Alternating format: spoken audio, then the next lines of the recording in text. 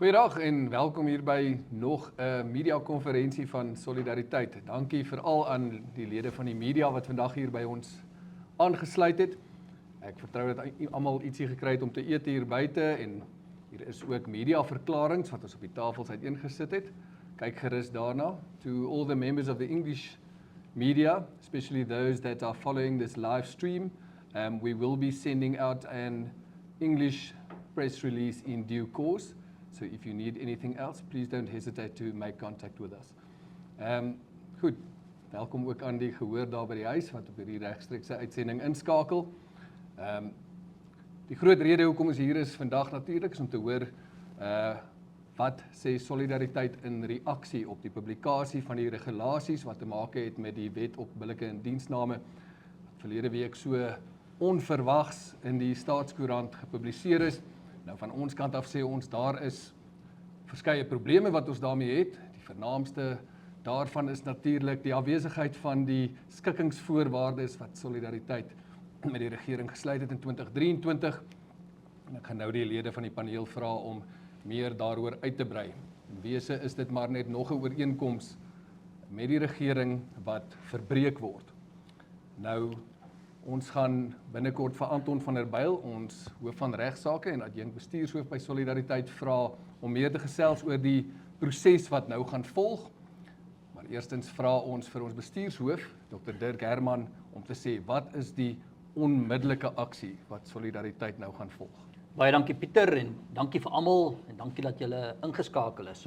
Die eerste ding wat Solidariteit gaan doen en daardie regstappe het alreeds vandag afgeskop.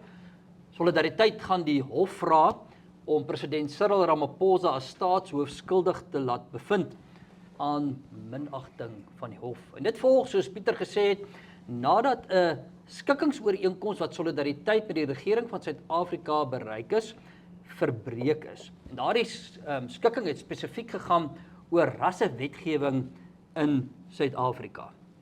En vandag het ons dan 'n skrywe op termestelling reeds aan president Ramaphosa gestuur en gesê dat hy hierdie regulasies moet terugtrek en dat hy hierdie skikkingsooreenkoms moet implementeer as hy regsaksie wil vermy.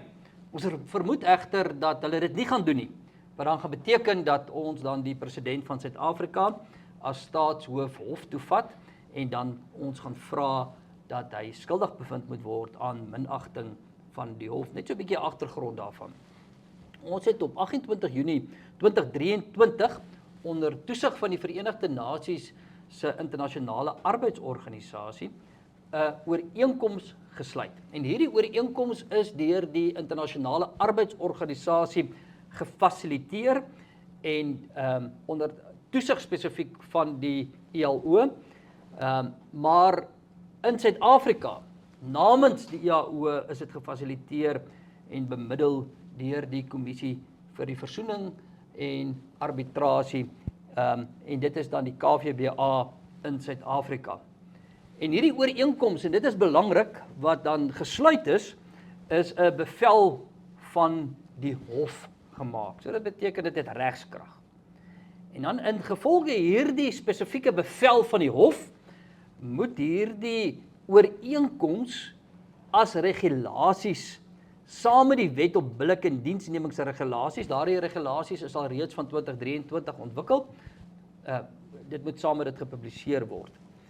En hierdie finale regulasies is toe gepubliseer op 15 April 2025, maar daar's enkele bepalings van hierdie ooreenkoms gepubliseer, maar die kern van die ooreenkoms is glad nie gepubliseer nie. Dit is net eenvoudig nie op ooreengekom nie, ten spyte van die feit dat daar 'n hofbevel is. Dit beteken dus dat die regering het eensydig sekere bepalings verwyder. En daardie bepalings is krities belangrik. Een van die bepalings wat die regering eensydig verwyder het, is dat raswette in Suid-Afrika tydelik moet wees. Nou daardie tydelikheid is in lyn met internasionale konvensies, insluitend die konvensie wat deur die ILO gereguleer word, wat spesifiek kyk oor rassediskriminasie en wat dan sê rassewetgewing moet tydelik wees. Nou dit het hulle doelbewus verwyder ten spyte van die feit dat daar 'n ooreenkoms is. tweede belangrike ding wat hulle net eenvoudig verwyder het, is dat niemand as gevolg van raswette afgedank moet word nie. Nou, dit is natuurlik, so niemand kan as gevolg van raswette afgedank word nie. Dit was vervat, in die ooreenkoms bevestig, hulle het net eenvoudig weggevat. Dan is daar sekere bepalings wat 'n werkgewer moet doen. Volgens die ooreenkoms, soos byvoorbeeld, 'n werkgewer moet die beskikbare pool van vaardighede in gedagte hou, hy moet die inherente vereistes van die pos in ag neem. En hulle het gegaan en net die eenvoudige woordjie moet verwyder. So asof, ek weet nie of hulle nou gedink het, ons gaan dit nie sien nie, of ons gaan nie daarna kyk nie, hulle het dit net verwyder. Eensaidig, dis 'n verbreeking dan van die spesifieke ooreenkoms. Nou, net weer agtergrond weer daarvan. Solidariteit het 'n klag gelê, en ek dink baie luisteraars was betrokke daarbey, by die Verenigde Nasies se internasionale arbeidsorganisasie, oor Suid-Afrika se rassewetgewing. En daarna het hulle gevra, of ons bereid sal wees om in te gaan in 'n mediasieproses. Die regering en dan Solidariteit het ingestem dat ons sal deel vorm van die mediasieproses, en soos ek nou gesê het, die KVBA het hierdie mediasieproses dus toe in Suid-Afrika gefasiliteer. En dit het toegelei na tot hierdie ooreenkoms. En dit was 'n groot ding in die Suid-Afrikaanse media. Dit was histories, ooreenkoms tussen die Suid-Afrikaanse regering en die dispuut word ook so opgeskryf by die KVBA, dat dit die Suid-Afrikaanse regering, Solidarity versus RSA is. So dis solidariteit teen die regering van Suid-Afrika, en die ontknoping in die ooreenkoms staan dan dit ook so. Nou hierdie ooreenkoms wat bereik is, wat regtig 'n historiese ooreenkoms was, is onderteken deur die Solidariteit Beweging se voorsitter Flip Buys, en dan ook namens die regering was dit geteken deur die minister van Arbeid en Indiensname, en hierdie twee partye is dus die ondertekenaars van die ooreenkoms. En dit moes nou gepubliseer geword het. Maar hier kom die regulasies uit, en die werklikheid is, soos wat ek nou gesê het, dit is net eenvoudig verbreek. Dit is net eenvoudig verbreek, 'n ooreenkoms wat bereik het. So hulle doelbewus het uitgehaal. So ons is diep teleurgesteld dat die regering nie hou by ooreenkomste wat bereik word nie. President Ramaphosa sê gereeld dat daar moet Suid-Afrikaanse oplossings vir Suid-Afrikaanse probleme kom. Toe ons Amerika toe gegaan het, toe sê wat soek ons in Amerika, dan moet Suid-Afrikaanse oplossings vir Suid-Afrikaanse probleme kom. Maar hier is 'n Suid-Afrikaanse oplossing gewees vir 'n Suid-Afrikaanse probleem, gefasiliteer wel deur 'n internasionale liggaam, maar uiteindelik was dit die KVBA, 'n Suid-Afrikaanse instelling, wat tot gevolg gehad het dat ons 'n ooreenkoms bereik het. Hier bereik ons dit, die regering verbreek 'n Suid-Afrikaanse oplossing vir 'n Suid-Afrikaanse probleem. Dit is natuurlik nie die eerste keer wat dit gebeur nie. Net onlangs, verlede jaar, was daar 'n ooreenkoms met die Suid-Afrikaanse regering bereik spesifiek met die president by Netlek rondom Bella. Dit was 'n formele ooreenkoms gemandateer deur die president self. Onthou die dispuut daar was ook tussen Solidariteit en die president, nie die presidentsie nie, die president. Die president het die ooreenkoms dus, hy het mense gehad uit die presidentsie wat dit onderteken het, en die Netlek ooreenkoms is ook verbreek. Dit was ook 'n Suid-Afrikaanse oplossing vir 'n Suid-Afrikaanse probleem wat toe deur die regering verbreek is. En dit is kommerwekkend. Dit is kommerwekkend dat die regering ooreenkomste sluit en verbreek. Dit is verskriklik moeilik om Suid-Afrikaanse oplossings te kry indien jy nie 'n betroubare vernoot het nie. So wat ons ook bekommerd maak is die spesifieke goed wat uitgelaat is. Dit is nie algemene goed, dit is ernstige goed. Ek kan nou verwys die hele kwessie oor tydelikheid. Dit lyk dus asof hulle oorweeg om rassewetgewing permanent in Suid-Afrika te maak. Dis heeltemal teen internasionale vereistes. En in die tweede plek iets soos, mense kan nie afgedank word nie. Die pool van vaardighede moet in ag geneem word. Dit is die soort van goeders wat hulle eenvoudig gaan wysig het. So ons het geen keuse nie om dus voort te gaan nie. En ons aksies, en ons kan dalk nou selfs meer daaroor sê, gaan insluit in die eerste plek die minagtingssaak. Ons gaan dit nie net los nie. Ek weet nie of die regering gedink het ons gaan dit los nie. Ons is nie mense wat onreg net los nie. Ons is nie in daardie besigheid nie. So ons gaan dit nie los nie. So ons gaan voort met die minagtingssaak. Ons gaan ook die rasionaliteit en die wettigheid van hierdie regulasies uitdaag in die hof. En dan gaan ons uit die aard van die saak weer teruggaan na die internasionale arbeidsorganisasie. Ons gaan 'n klag teen die Suid-Afrikaanse regering lê en hierdie keer vir die verbreeking van 'n ooreenkoms onder toesig van die internasionale arbeidsorganisasie. In geheel is ons dus uiters teleurgesteld in die regering, maar ons gaan dit nie net hier los nie. Ons gaan hulle eenvoudig hou by die ooreenkoms. As ons hulle nie kan hou by hulle woord nie, dan hou ons hulle by die ooreenkoms. Dankie Dirk. Anton, kan jy miskien vir ons meer verduidelik die regsproses wat van hier af vorentoe gevolg gaan word en dalk juis hoe daar besluit is op spesifieke minagtingssake? Ja, dankie Pieter. Ja, ek sal 'n bietjie op 4 pertinente punte sal ek uitbrei. Eerstens, ons word gekonfronteer met die vraag oor hoekom 'n minagtingsaansoek, hoekom nie een of ander tipe van aansoek nie. Ek sal 'n bietjie daardeur gaan en dan tweedens, hoekom die president, hoekom nie een of ander regeringsamptenaar nie. Dan argumente wat ons sal voer om te sê dat die staat en spesifiek die president en die minister homself skuldig maak aan minagting en dan die teenargumente wat ons kan verwag en laastens wat staan jou en my te doen in die benarie waarin ons self bevind. So eerstens, hoekom 'n minagtingsaansoek? As ek Dirk het so 'n bietjie gepraat oor die skikkingsooreenkoms en hy het gepraat oor regulasies en dit is baie belangrik om te besef en om te kyk na die skikkingsooreenkoms en na die regulasies. Die skikkingsooreenkoms maak dit baie duidelik dat dit stel 'n genuanceerde benadering tot regstellende aksie voor. So jy moet kyk na regstellende aksie, jy moet kyk wat is goed vir 'n werksplek, jy moet kyk na wat's goed vir die omgewing en vir die ekonomiese omgewing en dan moet jy 'n besluit maak oor hoe jy regstellende aksie gaan toepas. En dis wat die skikking sê. As jy kyk na die regulasies, dan kyk ou dat dit in wese maar terugtrede is na suiwer demografiese verteenwoordiging. Daar word uitsluitlik en direk gesê dat jy as 'n werksplek met suiwer demografiese verteenwoordiging handhaaf. En dis kom ons sê, daar's direkte teenstrydigheid tussen wat die skikking sê en wat die regulasie sê. En dis hoekom die partye wat betrokke is by die skikking en by die regulasies wat die president is en die minister hulle self skuldig maak aan minagting.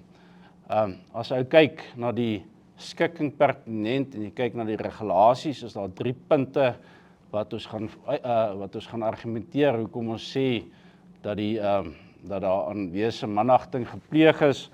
Eerstens, soos Dirk reg gesê het, die skikking maak dit duidelik en dit is nie dubbelsinnig nie. Dis sommer in die aanhef van die skikking sê dit baie duidelik dat regstellende aksie moet tydelik van aard wees. Wat ons daarmee bedoel is, regstellende aksie kan nie vir altyd aangaan nie. Ons sit nou al vir 30 jaar met hierdie tipe van wetgewing. En wanneer moet dit stop? Wanneer moet dit beëindig word? En dis wat die skikking sê. Die skikking sê dit kan nie vir altyd aangaan nie. Ons moet iewerster moet daar eindpunt wees en iewerster moet ons kyk wat goed vir Suid-Afrika, wat's goed vir werksplekke en moet regstellende aksie gestop word. As jy kyk na die regulasie in teenstelling, dan word daar, ek dink die regulasies in totaliteit is iets soos 40-50 bladsye. Daar's nie een keer wat daar genoem word dat regstellende aksie tydelik van aard moet wees. Dit kan nie eens geïmpliseer word dat dit so is nie, dit word nie genoem nie, dit is nie so nie. Wat hy wel inteendeel sê is, hy sê dat regstellende aksiemaatreëls is in wese van eintlik tydloos. Dit moet vir altyd aangaan.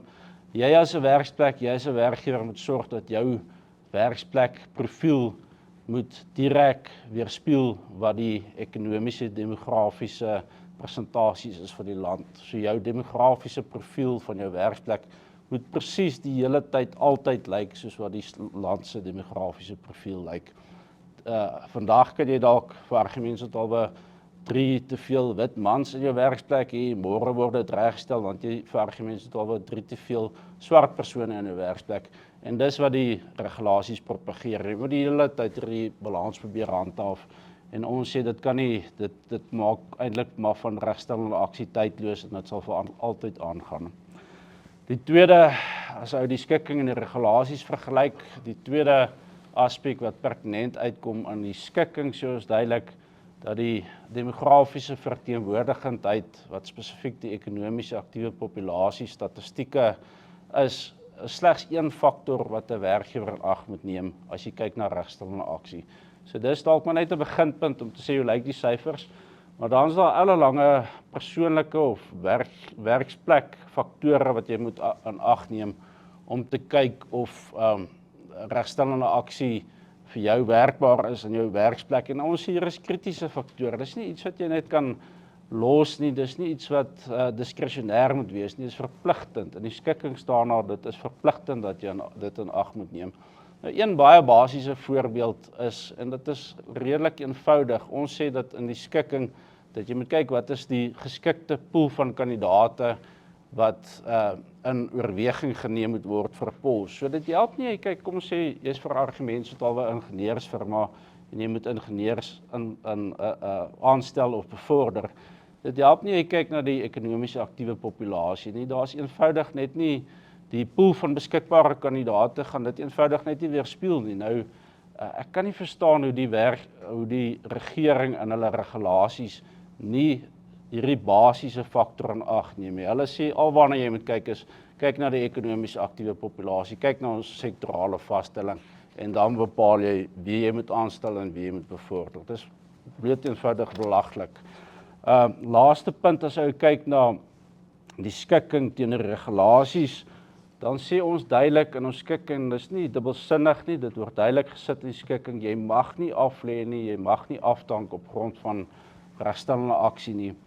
Vir een of ander rede, en ons sal argumenteer in ons stukke dat dit sinister is, dat dit opsetlik is, doelbewus deur die staat, word hierdie weggelaat uit die regulasies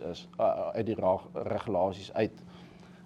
Enigste afleiding wat ons kan maak is, as jy kyk na hulle harde druk vir statistiese verteenwoordigendheid, jy moet presies soos die ekonomies aktiewe populasie lyk en dan uithaal dat jy nie mense kan afdank of aflê nie, sê ons dat dit eintlik mag geïmpliseer raak, dat jy so ver mag gaan soos om mense moontlik af te dank of af te lê op grond van regstellende aksie.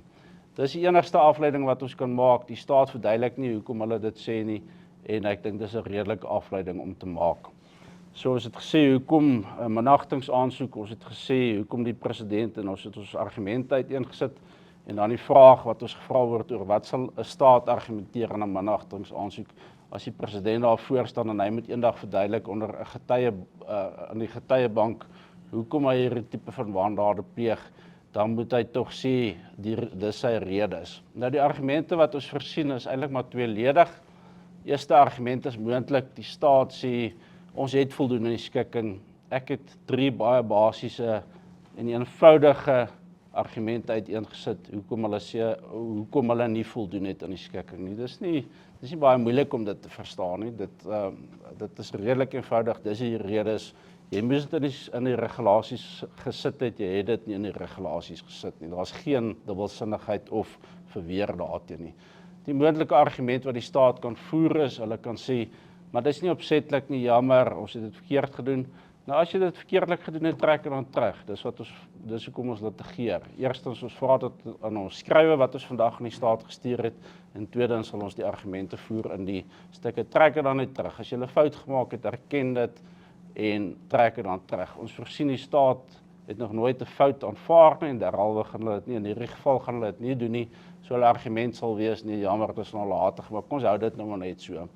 Dit is, as jy kyk na die geskiedenis van die staat, jy kyk na die Netlek, Bella skikkings wat daar bereik is, jy kyk na die BTW skikkings wat daar bereik is, dan sit ons met 'n staat wat absoluut malafide en opsetlik ooreenkomste verbreek. Daar's nie dubbelsinnigheid daaroor nie, en dis ons argument hier. Die geskiedenis wys dat die staat nie vertrou kan word nie, ons gaan hom nie vertrou nie, ons gaan vir 'n hof argumenteer dat hulle nie vertrou kan word nie, en dat iemand in die tronk gesit moet word daarvoor.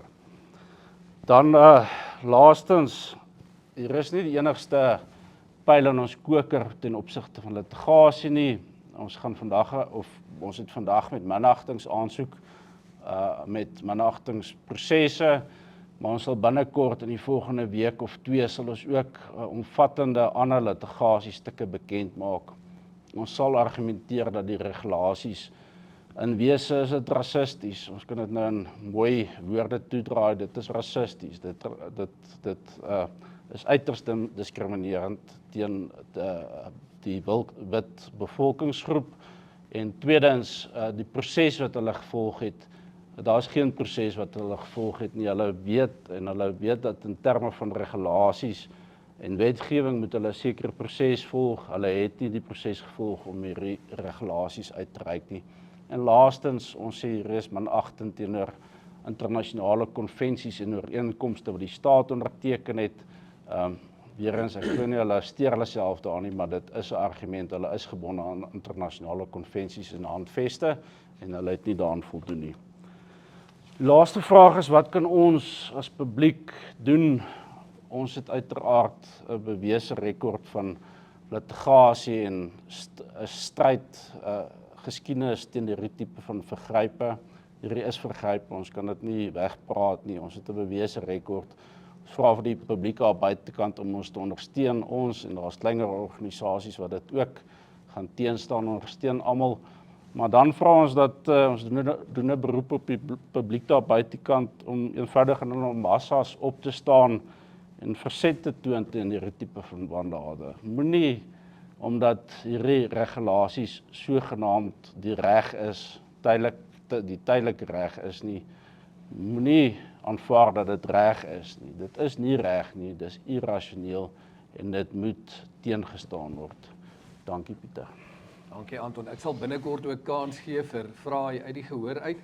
Vra gerus ook oor sosiale media as daar enige iemand is wat graag 'n vraag wil stel aan 'n lid van die paneel hier. Stuur julle vrae op sosiale media en ons het iemand wat dit hier volg en dan kan ons ook die vrae oordraai hier na vorentoe, maar dink ek kan vir Dirk net sommer vra. Ons het nou gepraat oor die syfers, dit was 'n deeglike uiteensetting wat Anton gegee het. Ek weet Solidariteit doen ook baie navorsing om spesifiek hierdie sektorteikens en die implikasies daarvan vir ons uiteen te sit, maar daar's 'n beginselsaak hier ter sprake, soos wat Anton nou net ook verwys het. Daar's ander ooreenkomste wat verbreek is. Ons praat van Bella, ons praat van BTW. Dit moet kykers daar buite en Suid-Afrikaners sekerlik bekommerd maak dat dit amper die tendens word dat ooreenkomste so verbreek word op hierdie manier. Dit is presies hoekom ons dit nie kan los nie. Mense kan sê, maar ag, moet nou nie spanning opjaag met die regering nie.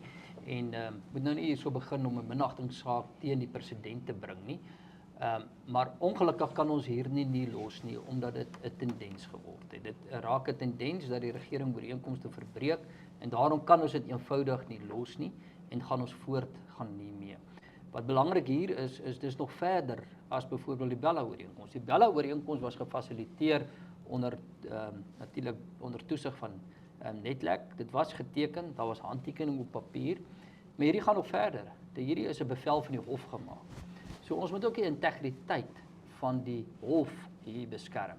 Want as ons hier gaan toelaat dat hofbevele maar net eenvoudig geïgnoreer word, dan gaan ons eintlik 'n stukkie verder. Dan is ons aandadig daaraan dat die integriteit van die hof afgebreek word. So ons staan nie in vir die ooreenkoms, vir wat reg is, maar ook vir die integriteit van die regstelsel. En daarom kan ons dit net eenvoudig nie los nie. Ons gaan natuurlik baie groter goeders doen. Ons het 'n totale veldtog rondom rassewette in Suid-Afrika, waarvan hierdie een element is, die minagtingssaak, die saak teen die regulasies self. Ons beplan om weer terug te gaan internasionale arbeidsorganisasie toe. Maar dan beplan ons ook om spesifiek by die VN se Menseregte Kommissie ook 'n klag te gaan lê. En daar spesifiek by die spesiale rapporteur wat verantwoordelik is vir diskriminasie. Ons gaan vra dat sy Suid-Afrika kom besoek om hierdie te kom ondersoek. En dan het ons ook dan litigasie teen die regering se beplande rasfonds, die 100 miljard rand rasfonds, wat eenvoudig ook onaanvaarbaar is. En dan is ons deurlopend in gevegte met werkgewers, wat dan ook spesifiek rasoortredings begaan. Ons het nou so onlangs soos verlede week weer 'n bevel teen die Suid-Afrikaanse Polisiediens gekry. So dis 'n omvattende proses. Ons het besluit dat ons gaan ongeveer 7 miljoen rand beskikbaar stel en losmaak vir 'n groot fonds om hierdie soort van regssake dan te dryf. Ons moet ook vir mense sê, maak Solidariteit sterk. Omtrent 1000 mense wat aansluit by Solidariteit maak om ongeveer 7 miljoen rand op, as jy kyk oor 'n spesifieke periode van tyd. En so ons gaan net groter gaan. Ons gaan net baie sterker optree. Die ding is verkeerd. Ek dink op die oomblik is Suid-Afrika se malraswette in die lig daar buite na president Trump se bevel ook. Uit die aard van die saak sal ons ook die Amerikaanse regering inlig. Ons is op die oomblik met ons afvaardiging in Europa, so bietjie minder as 2 weke van nou, sien ons ook die Europese parlement, verskeie lande in die Europese parlement ook hieroor. So ons gaan hierdie sterker dryf. Die werklikheid is, wat Anton ook gesê het, hierdie is nie reg nie. Dit mag dalk lyk asof dit nou in die reg is, maar dit is nie reg nie. En ons moet opstaan teen dit wat nie reg is nie. Kan ek vra as daar enige onmiddellike vrae uit die gehoor uit, of miskien van sosiale media? Sosiale media het weer vir ons vra net dat hulle die vraag kortlik herhaal, sodat die mense kan luister. So, ja, Botha vra wat van besighede waar daar geen minderheidsgroepe te sien is nie. Geen wit mense byvoorbeeld nie, dit is ook mos nie demokraties korrek nie. Wat is julle mening daaroor? Ja, goed. Kan ek die vraag net herhaal? Ek dink die vraag was, wat van ondernemings waar daar geen minderheidsgroepe buitendien verteenwoordig word nie, moet hulle ook dan verteenwoordigend word, as daar byvoorbeeld geen wit werknemers is nie? Ek kan hier verwys na die internasionale arbeidsorganisasie se komitee vir die uitskakeling van alle forme van rassediskriminasie, wat spesifiek bepaal dat as 'n rasprogram sy doelwit bereik, dan moet dit uitgefaseer word. In daardie spesifieke geval, as jy kyk na internasionale reg en regulasies, sal daardie spesifieke werkgewers dan onmiddellik alle vorm van rasprogramme moet uitfaseer. En dit is die belangrike punt. Hulle op hierdie stadium argumenteer die staat dat indien wit Suid-Afrikaners oorverteenwoordig is, dan gaan rasprogramme voort, maar op die oomblik word daar nie bepalings gemaak rondom die oorverteenwoordiging dan spesifiek ook van swart Suid-Afrikaners op middel- en onderste posvlakke nie. Maar ek dink die internasionale reg daaroor is baie duidelik, dat dit moet uitgefaseer word sodra dit sy doelwit bereik. Enige verdere vrae nog?